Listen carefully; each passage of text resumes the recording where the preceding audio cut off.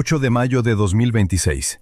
Una fecha que, dependiendo de lo que los próximos años revelen, puede ser recordada como el momento en que el mayor aparato de secretos de la historia humana comenzó a desmoronarse, o como una escenificación más, cuidadosamente orquestada para dar la impresión de apertura sin revelar lo que de verdad importa. Ese día, el Pentágono publicó 162 documentos que habían estado clasificados durante décadas. Informes militares sobre objetos de comportamiento imposible avistados por pilotos de caza. Vídeos captados por sensores de aeronaves sobre el Pacífico, el Oriente Medio y África. Transcripciones de comunicaciones entre astronautas y control en tierra durante misiones que nunca fueron explicadas públicamente. Evaluaciones de inteligencia sobre fenómenos que contradicen todo lo que la física aeronáutica convencional permite. Y todo eso disponible para cualquier persona con acceso a Internet, sin registro, sin restricción, a través del sistema creado específicamente para esa operación. El PURSUE, sigla en inglés de Sistema Presidencial de Apertura e Informe de Encuentros con Fenómenos Anómalos. El secretario de Defensa Pete Hegseth dijo en comunicado oficial: estos archivos, ocultos tras clasificaciones, han alimentado durante mucho tiempo especulaciones justificadas, y es hora de que el pueblo americano los vea por sí mismo. Una frase que por sí sola es una confesión, porque si las especulaciones estaban justificadas, ¿qué dice eso sobre décadas de negaciones? La respuesta no es simple, y cuanto más a fondo vas en esos documentos, más te das cuenta de que la línea entre lo que el gobierno sabía, lo que ocultó por razones legítimas de seguridad y lo que simplemente no quería admitir, es mucho más tenue de lo que cualquier autoridad jamás reconoció públicamente. Si todavía no conoces este canal, este es exactamente el tipo de historia que exploramos aquí. Quédate hasta el final porque cada capa de estos archivos revela algo que cambia la forma en que ves el mundo. Suscríbete para no perderte lo que viene a continuación. Vayamos por partes, porque lo que ocurrió en mayo de 2026 no surgió de la nada. Es el resultado de décadas de presión, de filtraciones, de revelaciones parciales y de una arquitectura del secreto que el gobierno americano construyó desde el final de la Segunda Guerra Mundial, y que ahora, por primera vez, comienza a mostrar grietas reales. El sistema de clasificación de documentos en los Estados Unidos funciona en capas. En la base hay información considerada sensible, pero accesible a un número relativamente grande de funcionarios. Conforme se asciende, el acceso se estrecha. En la cima hay categorías cuyo reconocimiento ya implicaría revelar la existencia de programas que el gobierno prefiere negar. Durante décadas, la mayoría de los documentos sobre fenómenos aéreos no identificados quedó en esas capas superiores, no porque representaran una amenaza inmediata para la seguridad nacional, sino porque revelar lo que había dentro significaría rendir cuentas por décadas de negaciones institucionales. La lógica de la clasificación no siempre es de mala fe. Hay razones genuinas para mantener cierta información fuera del alcance público, proteger fuentes de inteligencia, preservar métodos técnicos de recopilación de datos, impedir que adversarios entiendan las capacidades de vigilancia americana. El problema es que esa misma lógica fue usada, sistemáticamente, para ocultar no secretos de seguridad nacional, sino secretos políticos. Avistamientos confirmados por sensores militares, análisis internos que contradecían las negaciones públicas, informes de pilotos archivados sin investigación formal porque investigar implicaría admitir que había algo que investigar. El movimiento hacia la apertura comenzó de forma tímida. En 2022, el Congreso creó la Oficina de Resolución de Anomalías en todos los dominios, el AARO, específicamente para investigar y eventualmente divulgar información sobre fenómenos aéreos no identificados.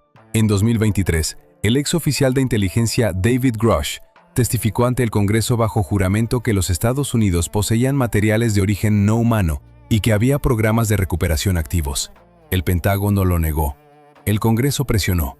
Y en febrero de 2026, Donald Trump firmó la orden que creó el PURSUE, determinando que las agencias federales identificaran y publicaran documentos sobre objetos voladores no identificados, fenómenos anómalos y cualquier material relacionado con la posible presencia de inteligencia no humana. 3 meses después llegó el primer gran lote, 162 archivos, con participación no solo del Pentágono, sino del FBI, de la NASA, de la Oficina del Director de Inteligencia Nacional y del Departamento de Energía. Cada una de esas agencias había mantenido archivos separados, con acceso restringido entre sí, lo que significa que durante décadas nadie dentro del propio gobierno americano tenía el panorama completo. Los documentos de mayo de 2026 fueron la primera vez que ese mosaico fue reunido en un único lugar. De los 162 archivos publicados inicialmente, 108 todavía contienen fragmentos censurados, nombres de personas, coordenadas de instalaciones militares, parámetros técnicos de equipos de detección. El Pentágono explicó que las censuras existen para proteger fuentes y métodos, no para ocultar el contenido de los eventos en sí. Pero cuando lees lo que quedó visible, es difícil no darte cuenta de que los propios eventos ya son suficientemente extraordinarios para justificar la atención de cualquier persona que aprecie una explicación honesta del mundo en que vive. Entre los archivos más esperados estaban los que trataban de algo que pilotos militares llevaban décadas reportando, sin que se proporcionara ninguna explicación oficial. Y lo que los documentos de 2026 revelaron sobre esos relatos va mucho más allá de lo que el Pentágono había admitido en ninguna divulgación anterior. El archivo que concentró la mayor atención de investigadores en las primeras semanas tras la divulgación es un informe de análisis de inteligencia producido por el AARO, a partir de datos recopilados entre 2023 y 2025. El documento describe sistemáticamente encuentros con objetos que presentan características físicas y de maniobra que ningún sistema de propulsión conocido puede replicar. Aceleraciones instantáneas sin trayectoria de aceleración gradual, transiciones entre medios, del aire al agua y de vuelta al aire, sin reducción de velocidad, ausencia de firma infrarroja incluso durante maniobras de alta energía, y capacidad de permanecer completamente estático a altitudes donde los vientos de alta cota harían eso imposible para cualquier aeronave convencional. No son relatos de pilotos nerviosos o instrumentos defectuosos, son datos de múltiples sensores simultáneos, radar de a bordo, cámaras de infrarrojos, rastreo en tierra, todos captando el mismo objeto, al mismo tiempo, con lecturas que se contradicen entre sí en términos de lo que la física aeronáutica permite. Uno de los casos más detallados del archivo involucra un objeto filmado por un dron militar sobre el Pacífico en 2024, en la región próxima al archipiélago japonés. La grabación, ahora pública, muestra un objeto de forma esférica, descrito en el informe como similar a un balón de fútbol en términos de proporciones, que se mueve a velocidad constante sin ningún mecanismo de propulsión visible, gira sobre su propio eje sin pérdida de estabilidad direccional y desaparece abruptamente del campo visual, sin trayectoria de salida detectable por los sensores. El objeto no emitía calor, no reflejaba la luz de forma coherente con superficies metálicas conocidas, y estaba a una altitud que hacía improbable cualquier origen en globo o dron comercial. El analista responsable del caso concluyó, en el informe, que el objeto era de origen desconocido y comportamiento no atribuible a tecnología aeroespacial identificada. Una conclusión que, en lenguaje burocrático militar, es extraordinariamente directa. Hay otros casos igualmente perturbadores. Un incidente sobre Grecia, en 2023, registrado por aeronaves de la OTAN durante un ejercicio conjunto, describe dos objetos en formación que ejecutaron maniobras especulares, moviéndose simétricamente respecto a un punto central, como si estuvieran coordinados, antes de acelerar en direcciones opuestas y desaparecer de los radares simultáneamente. La velocidad de aceleración, calculada a partir de los datos de rastreo, era incompatible con cualquier aeronave con tripulación humana, considerando las fuerzas gravitatorias que cualquier piloto biológico sufriría. Sobre África, en 2025, una serie de avistamientos sobre el Sahel, documentados en un informe separado incluido en el lote de mayo, describe objetos que permanecieron en órbita baja durante horas, sin propulsión detectable, antes de descender verticalmente y desaparecer de la cobertura de radar. Satélites americanos rastrearon dos de esos objetos. Ninguna nación reclamó su origen. Ninguna explicación alternativa fue propuesta en el informe. Y luego están los archivos de la NASA. Uno de ellos, originario de 1972, contiene transcripciones parciales de las comunicaciones de la misión Apolo 17, la última misión lunar tripulada de la historia. En uno de los intercambios de mensajes, un miembro de la tripulación describe una serie de luces sobre la superficie lunar, en movimiento coordinado, que persistieron durante varios minutos antes de desaparecer. La transcripción tiene segmentos censurados. Lo que quedó visible incluye la respuesta del control de misión en Houston, una instrucción para documentar y continuar procedimientos nominales, sin preguntas, sin instrucciones de investigación, como si existiera un protocolo para ese tipo de observación, un protocolo que el control de misión conocía y aplicó sin necesidad de consultar a nadie. El investigador Ross Coulthard, que fue uno de los primeros en analizar públicamente los documentos de mayo de 2026, describió los archivos de la NASA como la confirmación de algo que investigadores independientes sospechaban desde hacía décadas, que había observaciones realizadas por astronautas que nunca llegaron al público, y que eso no era accidental. La NASA, consultada por la prensa tras la divulgación, respondió con un comunicado de 2 párrafos que no abordaba ninguno de los casos específicos citados en los documentos. Lo que los archivos de fenómenos aéreos revelan no es necesariamente que hay vida extraterrestre. Es algo más inmediato y en ciertos aspectos más perturbador, que el gobierno americano sabía que había algo que no podía explicar y que la respuesta institucional a esa imposibilidad fue, durante décadas, construir capas de silencio cada vez más elaboradas. No había investigación, había archivamiento. La diferencia es fundamental, porque archivar no resuelve el problema, solo aplaza el momento en que alguien tendrá que dar una respuesta. Pero no todos los documentos del lote de mayo de 2026 trataban sobre el cielo. Algunos eran sobre lo que ocurrió en tierra, y lo que el Pentágono y las agencias asociadas registraron internamente sobre sus propias operaciones en países soberanos, añade una dimensión que cambia la forma en que hay que leer esos eventos históricos. Los archivos sobre intervenciones políticas directas llegaron en el mismo lote de mayo de 2026, y lo que contienen no es ninguna sorpresa para los historiadores. Lo que es nuevo es el nivel de detalle y, en algunos casos, la frialdad con que las órdenes fueron redactadas y archivadas por personas que sabían que estaban creando un registro permanente de lo que hacían. Tomemos la operación PIB Success, el golpe de Estado en Guatemala en 1954, que derrocó al presidente electo Jacobo Arbenz, es uno de los más documentados de la historia de la Guerra Fría. Pero los nuevos archivos añaden una dimensión que las divulgaciones anteriores omitían. Registros operacionales que detallan cómo fue orientado el nuevo gobierno militar para proceder en los primeros días tras la toma del poder. Un memorándum de junio de 1954 instruye que las listas previamente preparadas de opositores debían ser implementadas en los primeros 10 días del nuevo gobierno para garantizar que la resistencia organizada sea imposible antes de que se consolide. El eufemismo «implementadas» aparece en contextos que no dejan ninguna duda sobre lo que significa.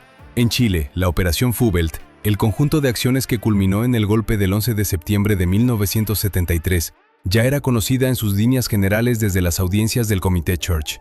Pero los nuevos archivos incluyen un memorándum de Henry Kissinger al presidente Nixon, fechado en octubre de 1970, en el que Kissinger escribe que la estabilidad económica del país no debe ser permitida si eso significa la supervivencia política de Allende.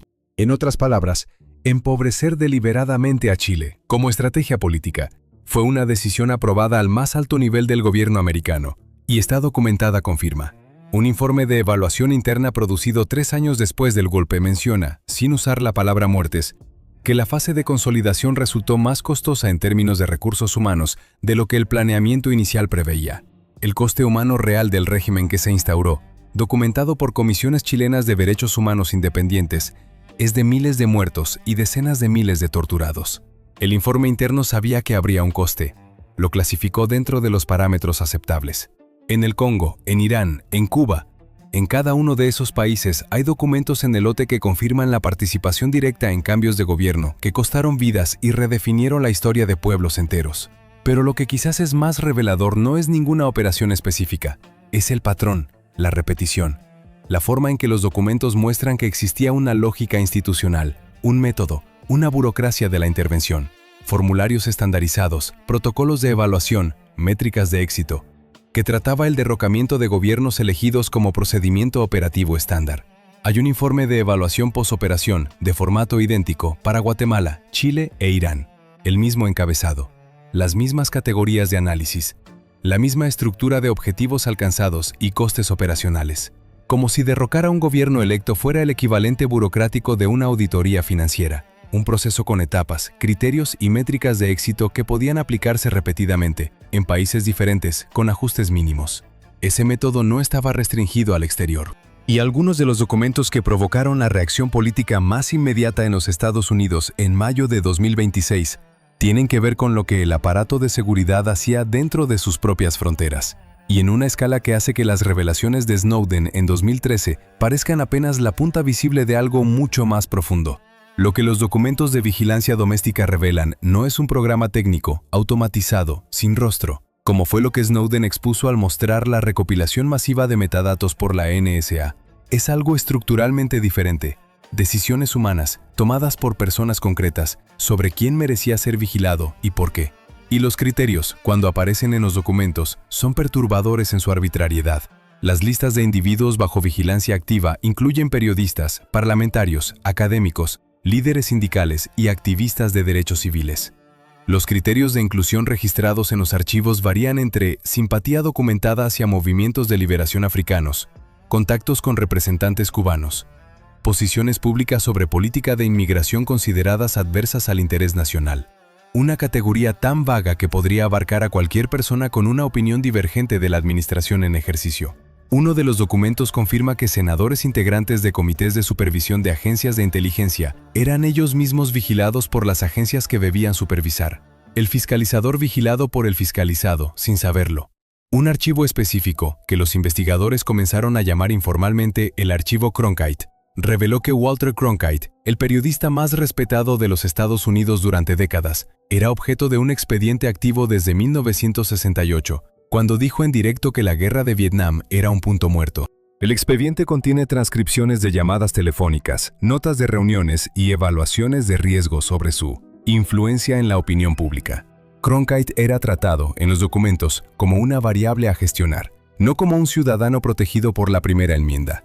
El método descrito en los archivos era analógico pero sofisticado para la época.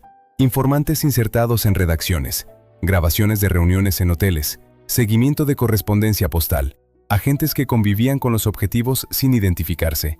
Lo que Snowden reveló era automatizado y lo recopilaba todo de todos. Lo que los archivos de 2026 muestran es que décadas antes ya existía una vigilancia personalizada y dirigida, no a escala masiva, sino con una profundidad quirúrgica sobre objetivos seleccionados. Las dos arquitecturas, juntas, forman un cuadro de capacidad de monitoreo que no tiene precedente histórico conocido. La dimensión más perturbadora se encuentra en un detalle que los investigadores identificaron en los documentos de vigilancia doméstica. En varias páginas con el sello de «publicadas en su totalidad», hay bloques de texto ausentes donde debería haber contenido. No fueron censurados con tinta negra, no fueron editados visiblemente. Simplemente no están, como si el contenido hubiera sido eliminado antes de la digitalización, dejando espacio en blanco donde deberían haber palabras. El Archivo Nacional, cuando se le preguntó, dijo que investigaría. Ninguna explicación había sido proporcionada hasta las semanas siguientes a la publicación. Ese vacío no es solo técnico. Es la forma más elocuente que puede tener un documento.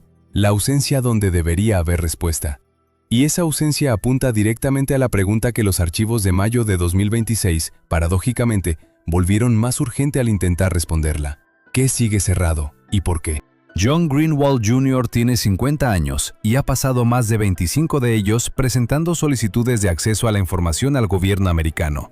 Su sitio web, The Black Vault, contiene más de 2.800.000 páginas de documentos obtenidos mediante la Ley de Libertad de Información.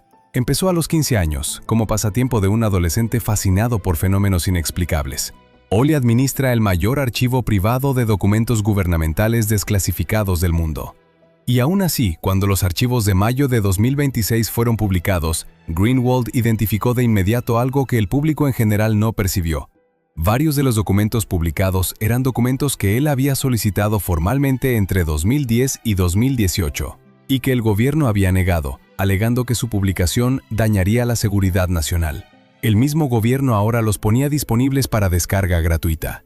Cuando se preguntó al portavoz de la oficina del director de Inteligencia Nacional sobre esa contradicción, respondió que las circunstancias y el contexto geopolítico habían cambiado.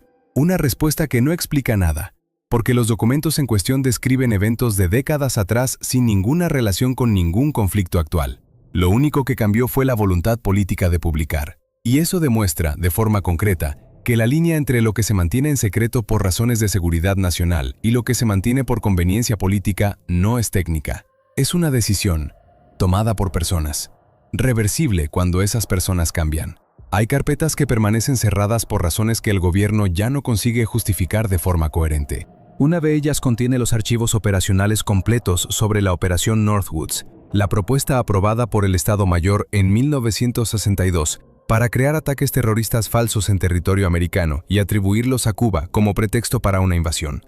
La propuesta fue rechazada por Kennedy. Lo que los archivos publicados en mayo de 2026 revelan es que Northwoods no era una idea aislada. Era parte de un conjunto de propuestas similares, de las cuales solo Northwoods se hizo pública. Las demás tienen los títulos censurados, los contenidos inaccesibles. La congresista Ana Paulina Luna, que presidió las audiencias sobre fenómenos aéreos no identificados y fue una de las artífices políticas de la presión por la publicación de los documentos, dijo en una entrevista que había recibido, en sesión cerrada, información que no puedo discutir públicamente, pero que cambia por completo mi comprensión de lo que el gobierno sabía y cuándo lo supo. Una frase que es al mismo tiempo una revelación y una negativa a revelar.